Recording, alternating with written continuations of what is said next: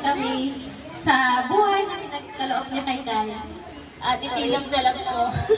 Pero natutuwa ako sa araw na ito na binigay ng Panginoon. 7 years. Salamat sa lahat ng mga dumating tsaka sa buhay ni Kai. At kahit naulan ay nakiselebrate kayo sa amin. Siyempre anak, mahal na mahal ko. Kaya ako sobrang natutuwa din. Na naitaos natin yung gusto mong birthday. Yay! Kasi yan ang gusto niya. So sige, kaya napakabuti ng Panginoon dahil nag-provide siya ng pangangailangan namin para maidaos itong birthday niya. Yay! Thank you sa Lord. Sabi, I love you!